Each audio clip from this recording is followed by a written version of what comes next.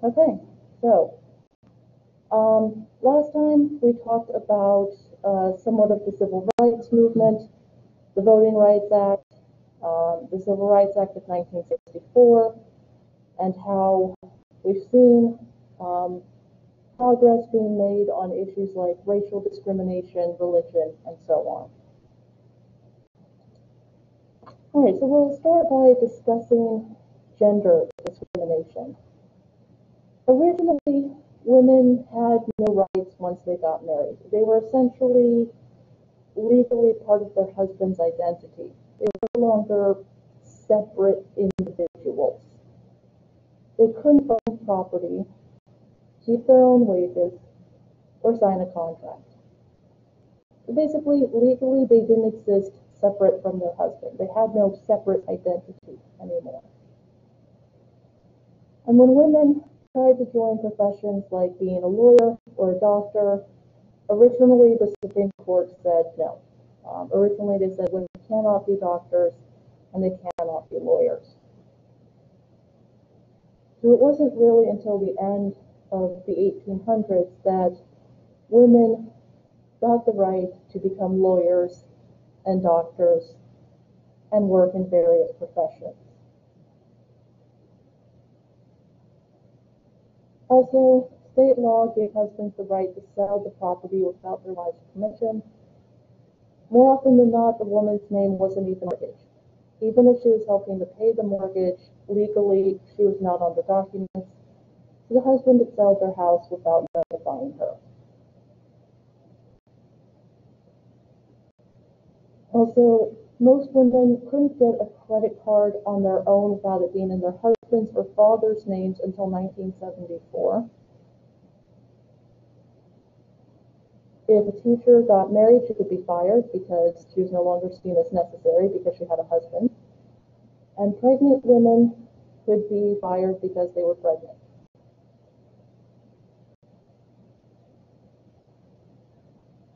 And believe it or not, marital rape in the United States was not fully outlawed until 1993. The last state to outlaw marital rape was North Carolina. Originally, the argument was it can't be rape if he's your husband or wife. Now, of course, you can prosecute someone for marital rape.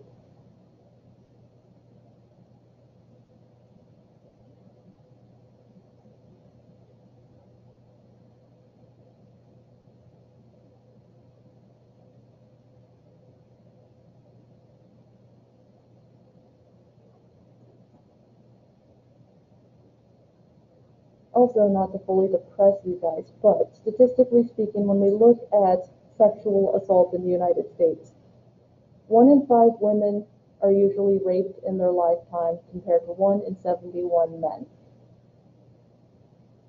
2 out of 3 sexual assaults go unreported. If a sexual assault is reported, only 18% of claims actually lead to someone getting arrested, and only 2% result in a conviction. So for most survivors of sexual assault and rape, they don't see it as worth their time to file a complaint because it may not end up in court anyway. Only 22% of rape survivors try to fight with their attacker. The majority, 56%, try to plead with them, reason with them, partly because there's a fear that if they fight back, it'll get worse, right? They might get beaten up, they might get killed, so they tend to try and plead with their attacker rather than fight back, especially if they have a weapon.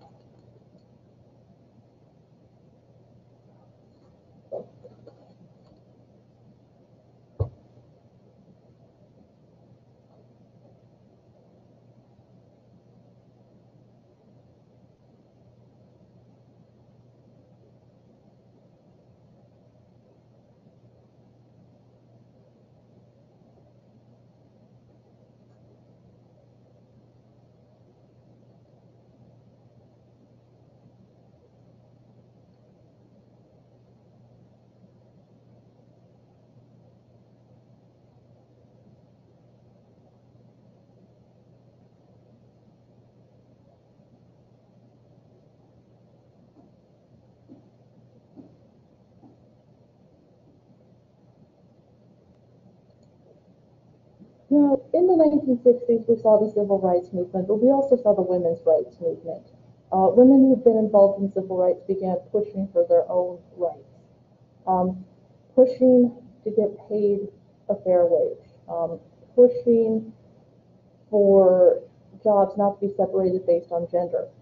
When jobs were posted in the classified ads, they put women's jobs on one column and men's in the other.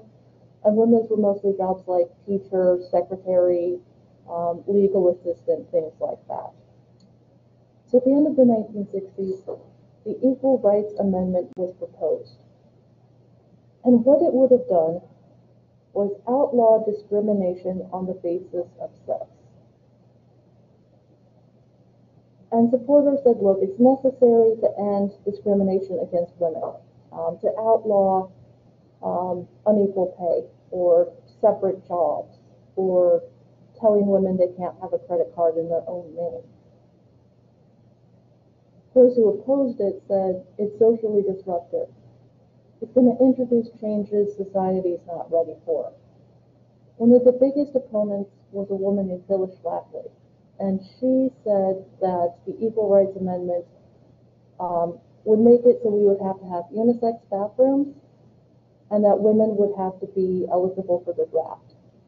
There's actually a current case in the courts right now about whether or not women should be drafted because they're now eligible to serve in combat. So they're looking at that, whether or not women will have to enter the draft as well. Unfortunately, the Equal Rights Amendment didn't ratify, fell short a little bit, so it's not on the books. And the other argument made against it is the 14th Amendment gives us equal protection under the law. Now, there were some legal changes that were made. In 1974, the Fair Credit Act gave women the right to have their own credit card, bank account, or a mortgage in their name without needing their husband or father on the credit card, bank account, or mortgage. The federal government also passed Title IX. Now, Title IX is most commonly known because it created women's sports teams at the college level, right? That's why we have women's volleyball, soccer, basketball, and so on. But the other part of Title IX that's very important is the provision that colleges and universities are required by law to report sexual assault and rape on college campuses. Unfortunately, what we tend to see happening is colleges don't want to get a reputation as a rape campus, so they downplay the number of sexual assaults or try to discourage students from reporting it. And there's a really good documentary on this called The Hunting Ground that talks about the attempts to get colleges to accurately report sexual assault and how colleges are failing to live up to this. So Title IX does require colleges to report sexual assault on campus. Unfortunately, some aren't as good as others on that. There's also Title X. Title X provides subsidies for contraception. It created hospitals, university clinics, community health centers. It also helps fund testing like pap smears, breast exams, and STD testing, all of which are important for sexual health. Recently, the Trump administration tried to take Title X funding away from Planned Parenthood, even though Title X funding does not go into abortions. So they're going back and forth on that. But there is money given to clinics to help with things like birth control, STD testing, pap smears, mammograms, etc.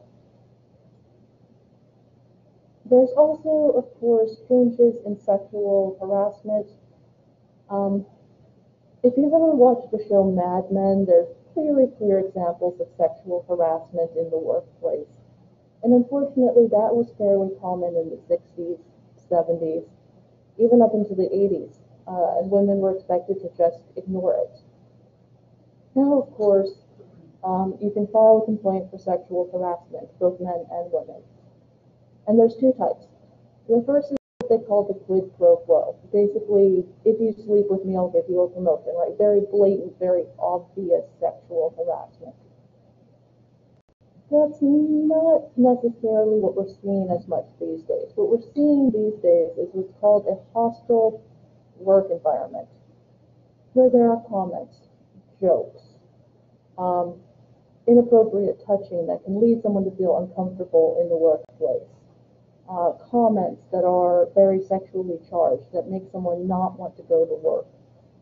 So that can be reported as well. If it's a hostile work environment, you can file a complaint. But we do still, of course, have issues with pay equity.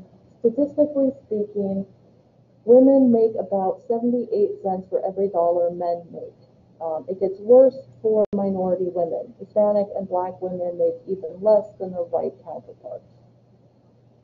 Now, legally, if you are working the same job, same title, same everything as a man, you cannot pay a woman less for the same position.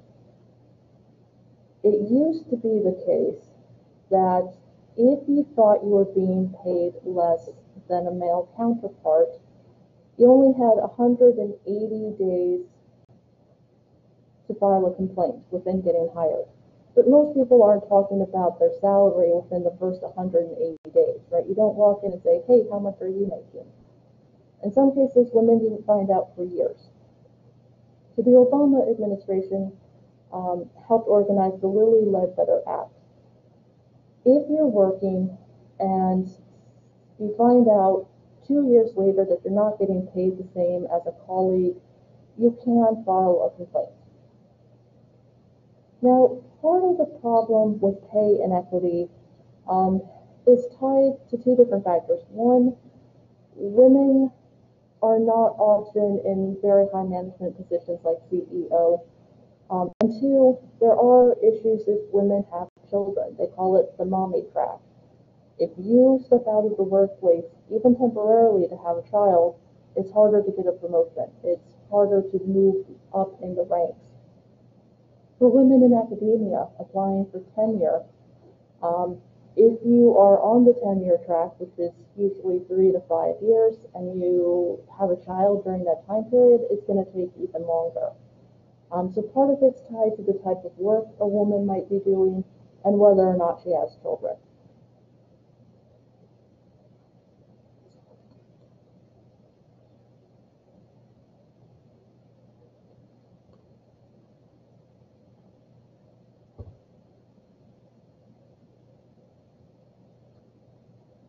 And in the 1960s, it used to be legal to ask a woman if she had plans to get married, if she had kids, how many kids she wanted to have, and refuse to hire a woman because, well, she might become pregnant. Obviously, now that's not the case. So it's gotten better in some ways.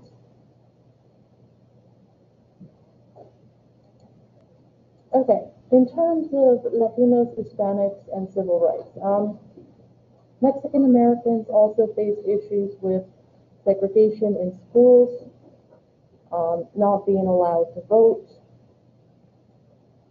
not being allowed into certain housing, and so on. There's also issues with how migrant farm workers are treated. In the 60s, for the most part, they were paid very, very little money. The housing was horrendous, to say the least, lack of running water, proper sanitary conditions, and so on. So Cesar Chavez led a mass protest against grape growers in California, hunger strikes, boycotts, and so on. Conditions are a bit better today, but they are considered seasonal temporary workers, so some of the rules about minimum wage don't apply. There are still issues with harassment, intimidation, things like that unfortunately are still problematic for farm workers, especially if they're not here legally. In terms of immigration, the courts have said that the children of illegal immigrants are entitled to an education. Also, the children of migrant farm workers and illegal immigrants are entitled to emergency medical care. You cannot deny someone emergency medical care based on immigration.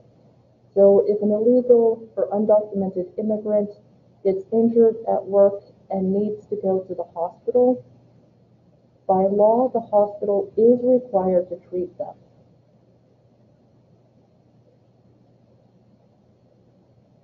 So there are some protections in place for undocumented immigrants.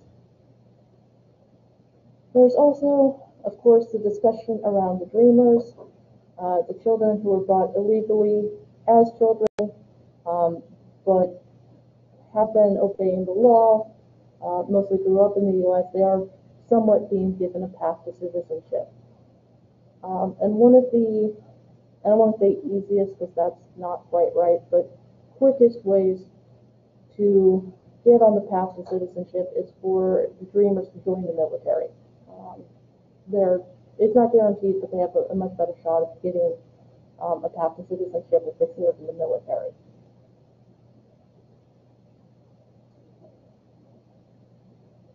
In terms of how we're treating citizens, we have had some issues with illegal detaining of citizens.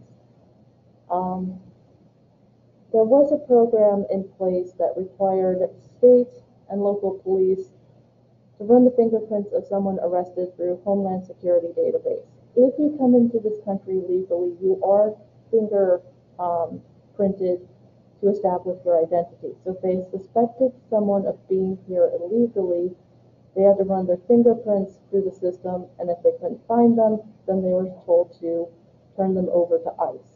But the Obama administration ended that policy. And we've had some issues with legal migrants being detained. In California, there was a man who was driving his pregnant wife to the hospital because she was in labor. They stopped at a gas station. He was arrested on suspicion of being there illegally. So the wife had to drive herself to the hospital, and it turned out he was a legal resident, but of course you can't undo the damage from detaining this person. There's also a case in New York where an illegal immigrant was working as a pizza delivery person, showed up at a military base, and ICE arrested him. That arrest was overturned because they said he hadn't broken the law, he was doing his job, you can't just arbitrarily arrest people, you have to have a valid reason. And of course the issues with the proposed border wall, the fact that sections of it have already blown down during storms. It took two teenagers about an hour to build a ladder tall enough to go up around the replica of the wall. There's no 100% guaranteed way to keep people from crossing the border. They'll go over, they'll go under, they will find a way. So this new proposed border wall, it's not going to keep people out. They're still going to come anyway.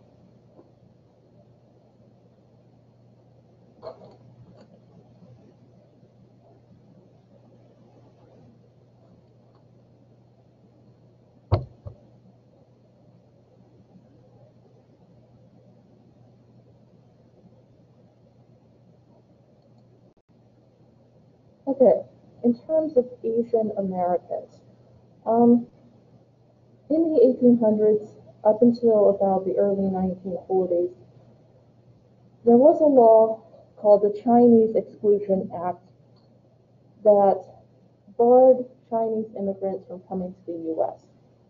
Chinese immigrants had come to help with the gold rush, build the railroads across the U.S. And then they were barred from coming into the U.S. They also faced issues with their children and whether or not they were citizens. So in the U.S., the Wong Kim Ark case, The child of immigrants who've been born in the U.S., the federal government tried to send him back to China, saying he wasn't a citizen, and the Supreme Court said, yes, he is. Anyone born in the U.S. under the 14th Amendment is entitled to full citizenship. A lot of countries, it's not given at birth. Here it is. So if you're born in the United States, even if your parents are from another country, you are a U.S. citizen. And then in 1943, the Chinese Exclusion Act was repealed because China had joined the U.S. in World War II. But it was also during World War II that we had one of the worst violations of civil liberties in modern history. After Pearl Harbor, there was this irrational fear that Americans of Japanese descent would join with the Japanese military to attack the U.S. So 120,000 individuals of Japanese descent, 90,000 of whom were citizens, were forcibly relocated to camps in states like California, Idaho, Utah, Arizona, and so on. Poor sanitary conditions, disease, overcrowding, obviously a major violation of civil liberties, major violation of habeas corpus, and so on. And yet, unfortunately, in what I think honestly is one of the worst Supreme Court decisions in history, in the Korematsu case, the Supreme Court allowed the federal government to violate citizens' basic civil liberties and civil rights. They said the internment was constitutional based on military necessity. So they allowed the federal government to violate people's basic rights. And yeah, it is considered one of the worst decisions in Supreme Court history for that reason alone. Eventually, of course, the citizens were released. In the 1980s, the federal government formally apologized for the internment and offered financial reparation. So there was some reparations made, but you can't undo the harm of forcibly taking people out of their homes and locking them up for the crime of being of Japanese descent. A lot of people say it was compared to the Holocaust. In some ways, it's to the smaller camps, obviously. Yeah.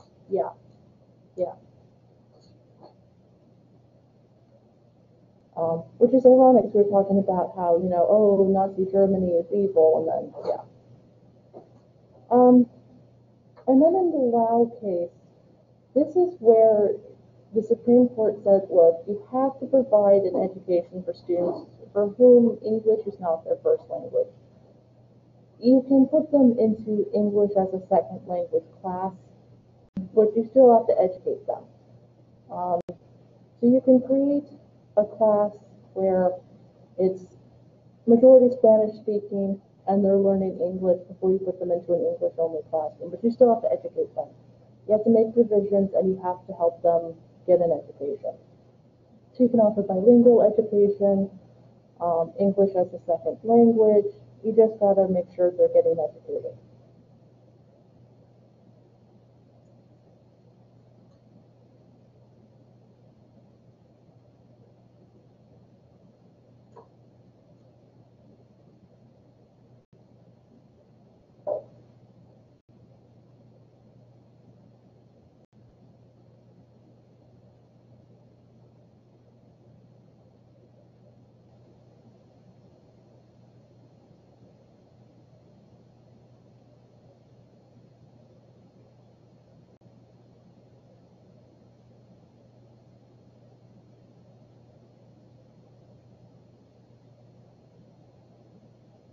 And the Supreme Court has come out and said, yeah, Korematsu was a bad decision, but they've never formally reversed it.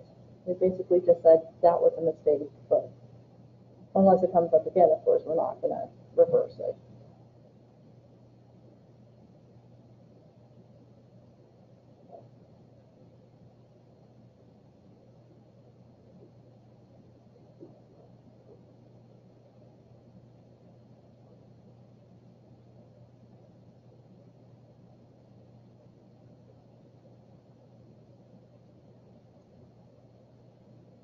Okay, and then we get to a group that, to be quite blunt, has been monumentally screwed throughout history: Native Americans.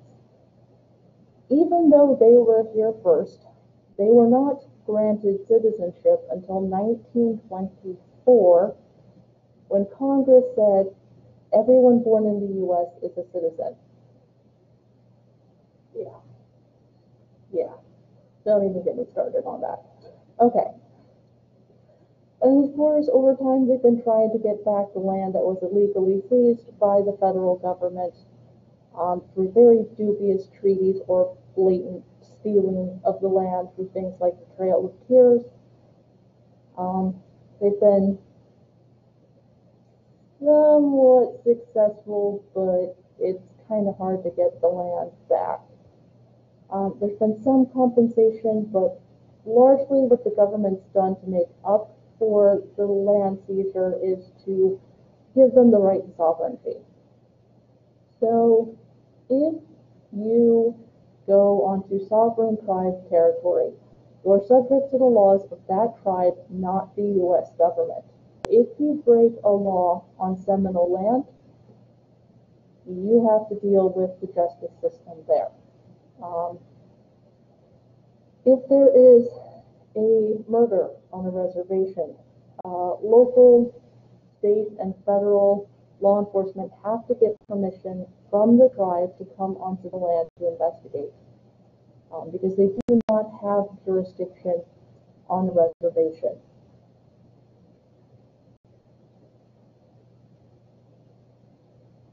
We've also seen issues with how Native Americans were treated culturally.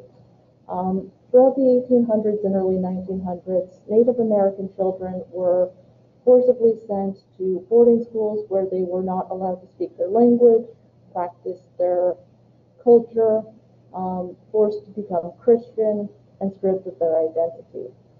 So Native Americans have fought for the right to teach in their own language, and of course to practice their own cultural beliefs and practices. A lot of languages have unfortunately been lost, but some of them they're trying to preserve. And it was the Navajo language that was used as the codes for the United States in World War II. They used the Navajo language to send out coded messages. There is legalized gambling on some reservations as a form of compensation. It can be a moneymaker for some of the tribes, but the reality is that life on the reservations is very, very, very hard. High rates of alcoholism, high rates of drug use, high unemployment. The crime rate on the reservation is 2.5 times higher than the national average, and it gets even worse if you're an indigenous woman.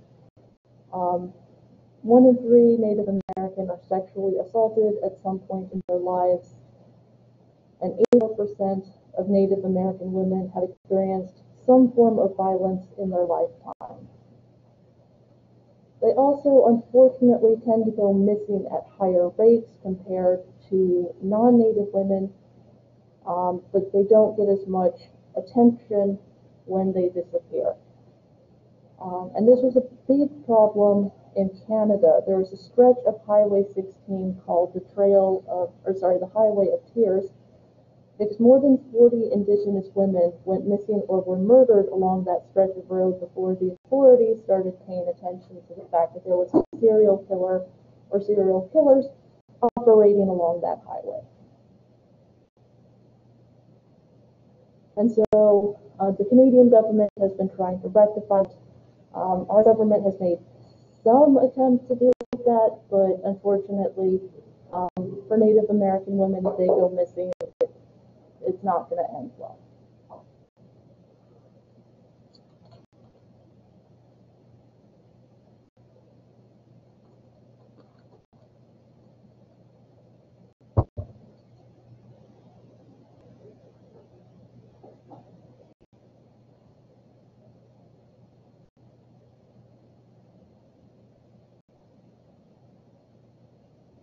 It's also why we've started moving away a bit from celebrating Columbus Day, because Columbus, obviously, what he did to the Native Americans was genocide. So there's a push to move away from celebrating Columbus Day and celebrate Indigenous Americans Day instead.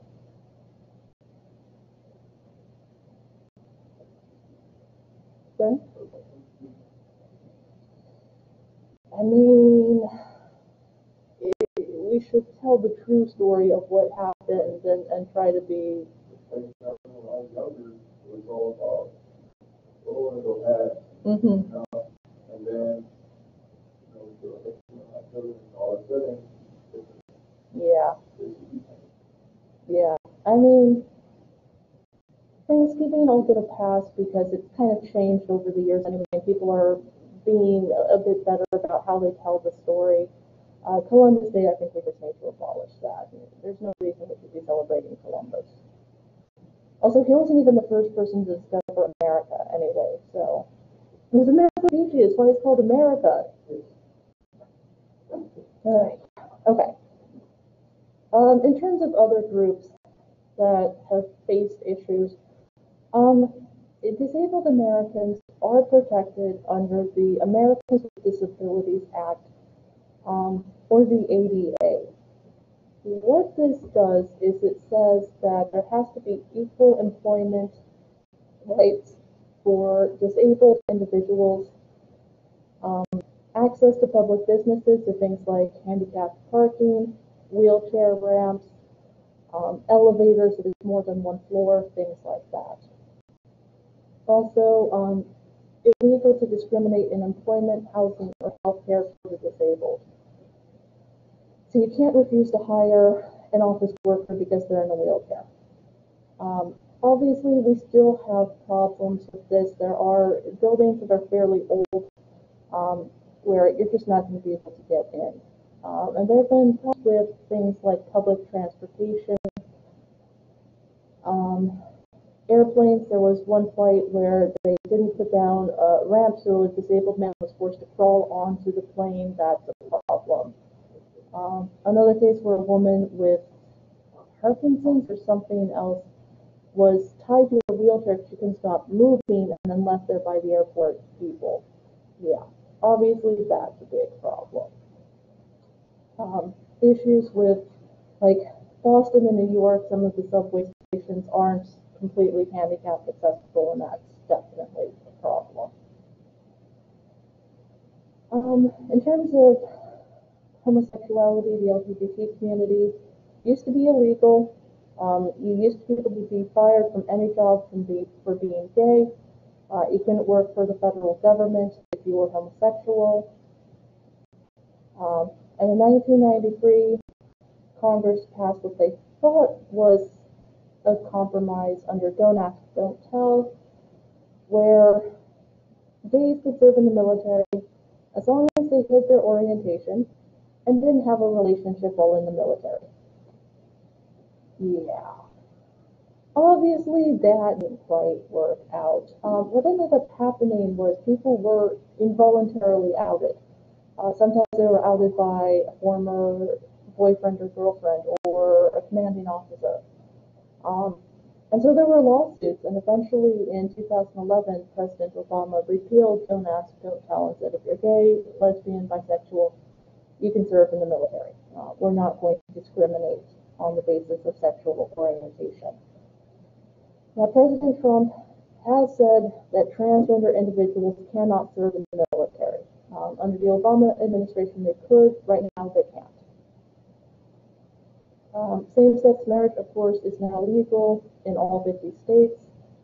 And the Supreme Court did decide recently that sexual orientation is a protected class under the Civil Rights Act. So it's now illegal to refuse to hire someone or to fire someone because of sexual orientation. So that's considered a protected class as well. We've also seen the creation of hate crimes legislation. On the federal level, in 2009, President Obama signed into law the Shepard-Byrd Act. And the act is named for two men who faced horrific hate crimes. Matthew Shepard, who in 1998 was out in Laramie, Wyoming. He was openly gay, met up with a couple of young men. They beat him pretty badly and left him tied to a fence, and he died a couple of days later from his injuries. The other part of the act is named for James Byrd Jr. He is a black man walking down a road in Jasper, Texas in 1998. White supremacists stopped to offer him a ride, then chained him to the back of the truck and dragged him to his death, where he eventually died when his head hit a culvert and he was decapitated. One of the worst hate crimes in modern history. So the act is named after these two men who were murdered because they were gay and black. So there are tougher penalties for a hate crime. If you murder someone because they are black, Hispanic, Asian, Muslim, or gay, you might face an increased sentence because it could be considered a hate crime. Now, proving it's a hate crime can get tricky, but if it's pretty clearly established that this person was murdered because of one of these categories, then the prosecutor can add a hate crimes charge on top of the other charges. This also applies for like assault as well, if you beat someone up because they're Muslim.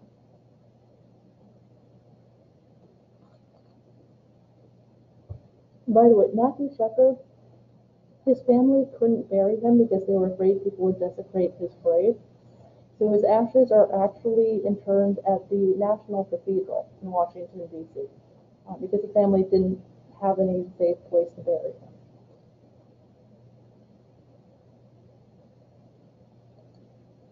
Okay, so we talked a bit about affirmative action last time. We'll touch on it again now. Affirmative action is a set of policies that takes race or some kind of other status like gender into consideration to help make up for past discrimination. So it's why on a job application you can be asked for your race, ethnicity, and gender. It's a way of tracking how many people are applying, how many applicants who are minorities are being allowed into schools or into certain jobs. Affirmative action has been occasionally challenged. In the big case, basically the court said, look, you can't use a quota. You can't say the incoming class at Harvard has to be 10% black. No. You also can't use a separate admission system where you would give a minority applicant 5 extra points or something. You can't do that.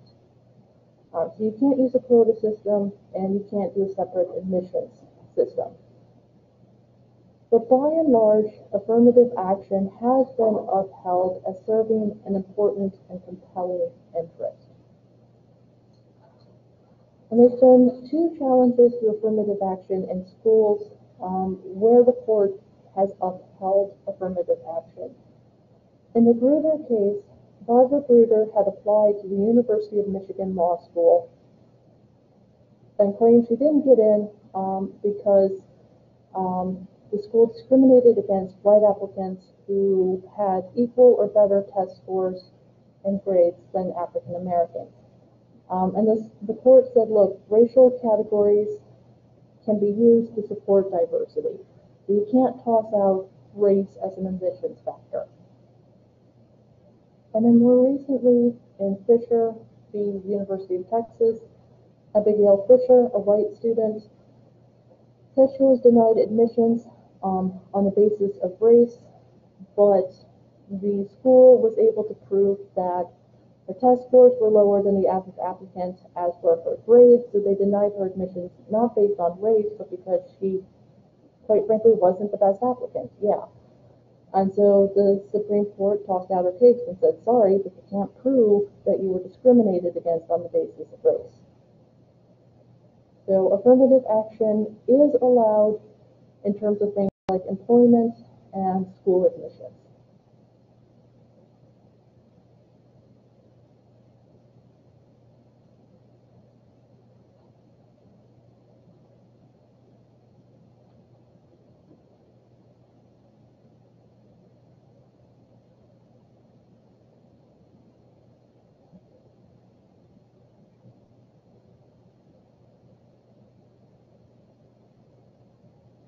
And she wasn't the right test case for this anyway, right? Because the school could easily prove she was not meeting the academic standards. So she wasn't the right person to try and test this anyway. And she got into LSU anyway, and she got into other schools. So I mean, it wasn't like she didn't have options. It just seemed like a bad idea to take it to court, but it happens.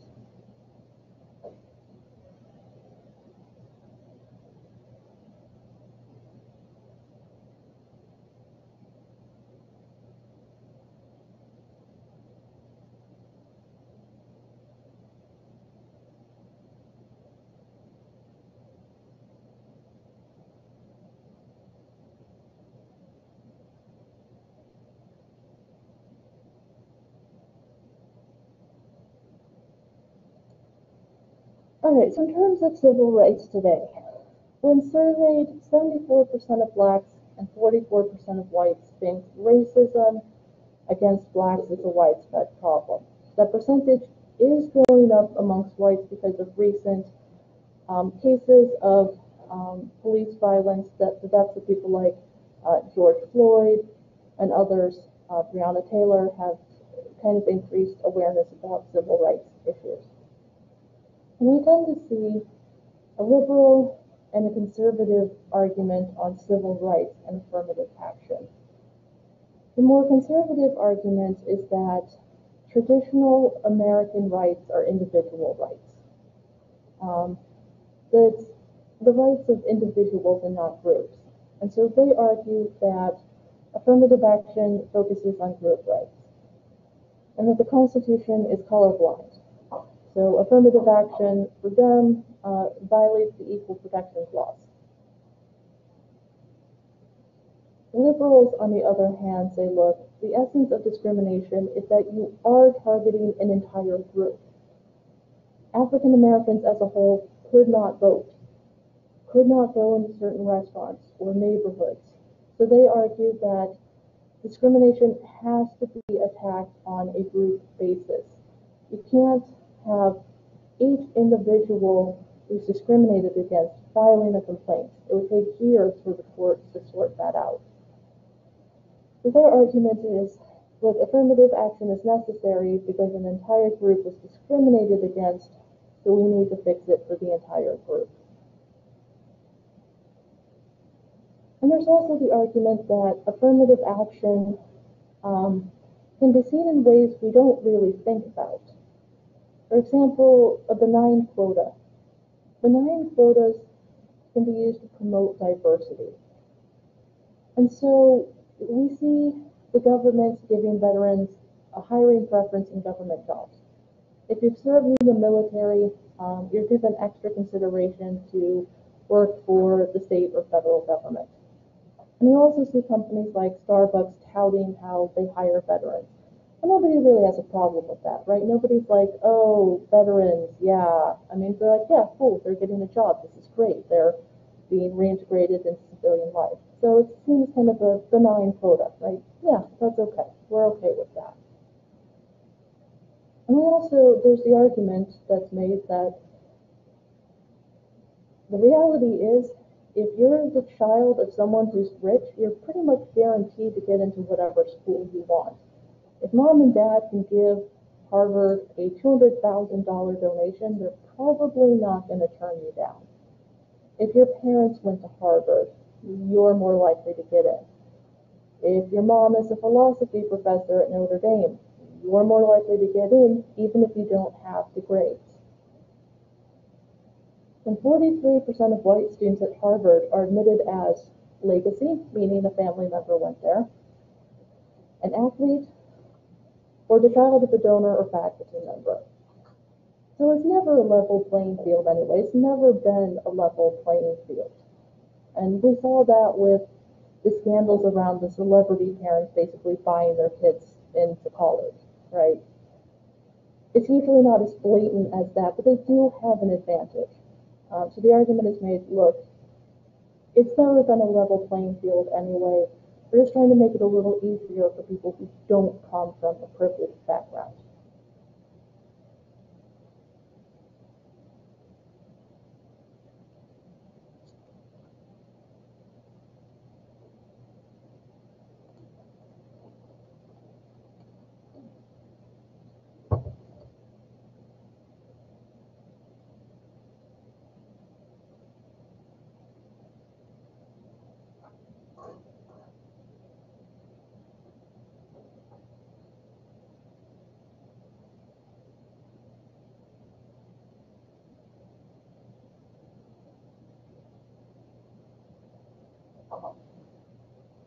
And there's nothing wrong with, wanting to go to the same school that your family did. I don't see a problem with that, but we do need to at least acknowledge that it is a little bit of an advantage.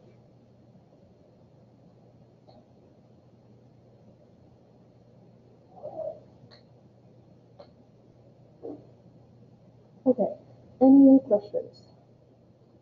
Any questions online?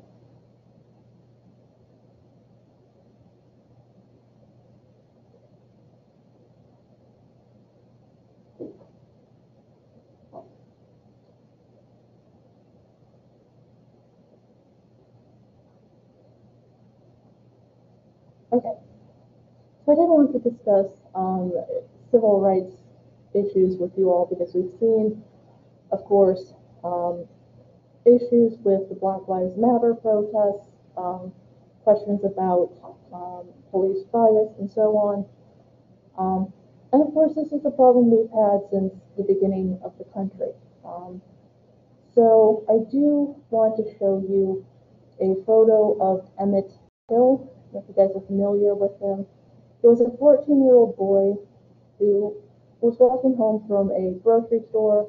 A white woman accused him of whistling at her, so he was severely beaten to death. And it turned out that she'd actually made it up. He'd never made any kind of sexual comment towards her whatsoever. But because it was perceived that he was whistling at a white woman, he was pretty badly beaten. And his mom decided to have an open casket funeral so people could see what had been done to him. Fair warning, this image is a bit graphic. That's when he was alive. That's what he looked like when he died. Yeah. Doesn't even look like him, does it? Yeah. Yeah. And his mom said, I want the casket open because I want people to see what was done to my boy.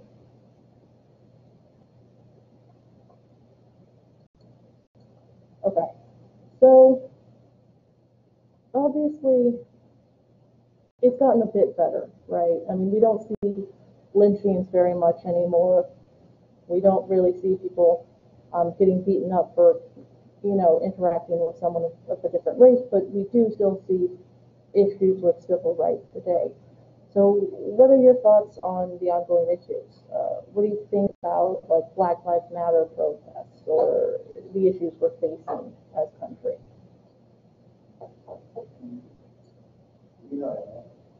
I'm sorry? The protests are getting out of hand? Okay. Like the way they're presenting things, and then they're like some big jumps after the aftermath. They do something and then they're like, oh, but Okay. It's getting to the point where it's like, oh, if you're black, you're pretty much like untouchable. If it's not, everyone's gonna be like, oh, why? Why are you doing that? Okay. But I do get it, right? There is yeah. Yeah. Sure. Now, statistically speaking, 97% of the protests have been nonviolent. But the ones we do pay attention to, of course, are the ones that have gotten violent, right? The burning. And I agree with you that that's not a way to get people on board, right? You're not going to get people to join your cause if you're stealing televisions and burning down people's businesses. It's not a good way to get your point across. Yeah, I agree with you on that.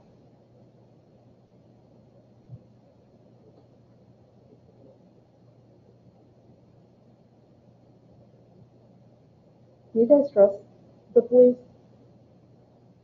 Do you trust police officers? If you got pulled over by a cop, how would you react? Yes. Okay. I haven't gone anywhere else. I don't know how the situation is. But here, yeah, pretty much. Like everyone here mostly is panic, but 100% is panic most of the time. So but I don't know how it's going to be go up. Sure. Sure.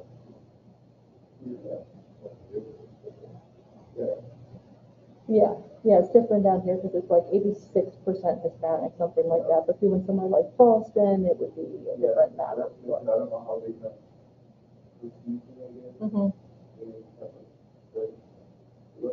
Mm-hmm.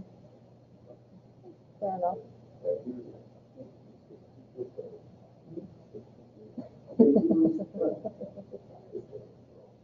Nah, it's pretty good. It's not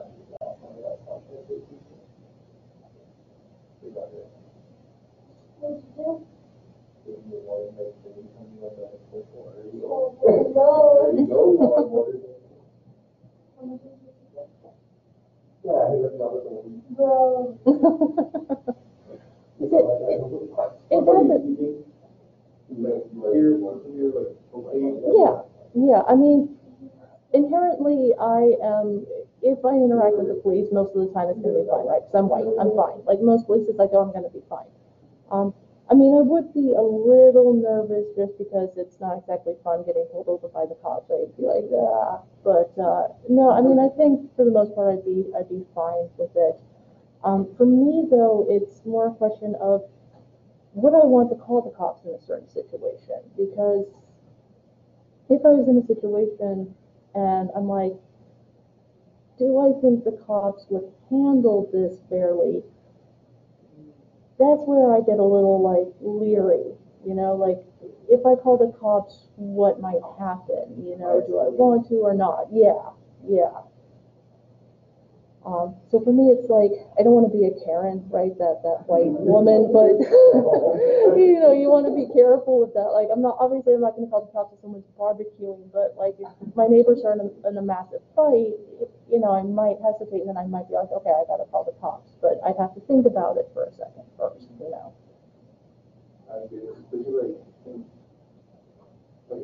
So one of my friends is cop, right? Mm-hmm. And the way at least when he talks about situations like that, he's pretty much kind of like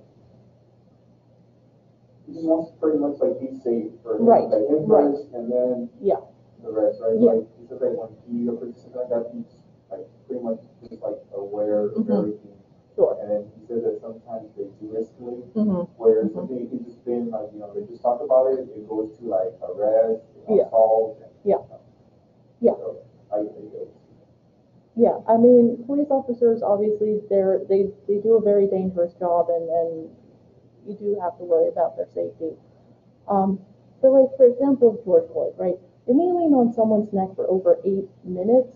That's a bit, I mean, that one I have a real problem with, because I'm like, there's no way you need to be kneeling that long on someone's neck. I mean, that's a long time. But yeah, I mean, on the one hand, if you think someone's reaching for a gun, you have to do what your training tells you. On the other hand, if someone's just walking down the street, do you really have the right to shoot them in the back? No, but it gets tricky. It can get very tricky. The last guy that I know of that got shot was that one that got shot in front of his kid when he got in his car. Yeah, yeah. And the cops just like shot him multiple times. Like that situation, I think in a way, I don't know, I guess they were afraid of their lives too, but then at the same time, like really, like you have to like. Right. And the question is, if a suspect is fleeing, what do you do about it, right? I mean, policy usually is if you can't catch them, you try to find them later, right, or something. So like, if you've gotten into his car and driven away, okay, it's not like you don't know where he lives, you don't know how to get it, right? Yeah, or if you're gonna shoot out one of the tires or something so he can't leave, but at the same time, it's like it's a reaction, so. Yeah. So that was all right. Yeah. I saw another video where there was this guy, he was white, right? He was a white guy, he was being like, he was being stopped right there, and people were waiting to fly, and finally he was like, you know what, you're being under arrest, and then they were like, okay, like, what are you doing? They started fighting, something where, I guess if it was black guy, he would have easily got shot. These two cops never shot him. They just pepper spray him, but that was pretty much it. Yeah.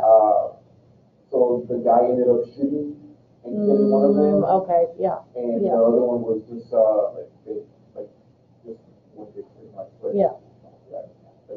That's those situations, Yeah, and it does get into the question of if you can bring someone like Dylan Roof, an active shooter, in without having to shoot him, how can you not subdue someone who isn't armed, right? Like, obviously, in an active shooter situation, like, if he's been shot, yeah, he has a gun, he's been shooting people, that's whatever. But if you can find a way to de-escalate that, how can you not find a way to de-escalate this? But I think part of the problem is we ask too much of law enforcement. We ask them to be like social workers, peacekeepers, and all of that. I think there needs to be mental health personnel working for law enforcement, someone trained in mediation to help de-escalate a situation. More of that and less the police have to be everywhere all the time solving everything. Less burden on the police and more focus on like, hey, maybe we can call it a mental health professional instead of asking the cops to come out here. Yeah, I just think we ask the cops for too much. We ask them to do too much. And some of it is just they're not trained in mediation. They're not trained in mental health services beyond the basic level. Yeah, the incredible stress levels. The cops are end up pretty much shooting themselves. Yeah. Stress yeah. High instances of alcoholism and things like that. Yeah. Yeah, I think we do put too much of burden on police, and we need to find a way to shift some of that burden off of them. That might be one way to help the situation. I mean, it's not pretty, and it's not going to be pretty anytime soon. But it's important that we're talking about these issues, and I think if we keep talking about them and we keep thinking about them, maybe we'll start to get somewhere. Maybe. I'm hopeful. I mean, it's only been 55 years since African Americans fully got the right to vote, so we're still working on it. And this is an ancient history, so we still have a ways to go, but we're making progress. It's just taking longer than we might like. Okay, any other thoughts, comments? All right, so Thursday we're going to cover most of Chapter 6. We don't cover all of Chapter 6 and all of Chapter 7 because there's a lot of repetitive information between the two. So we'll cover most of Chapter 6 and then most of Chapter 7 next week. So for Thursday, read the parts of Chapter 6 included in the syllabus. And then, of course, you guys will be online. Remember to turn in your paper proposals by 11:59 p.m. on Thursday. If the Dropbox isn't working, let me know. If you can't submit it, let me know. And if you weren't here at the beginning for attendance, come see me for a minute. Otherwise, I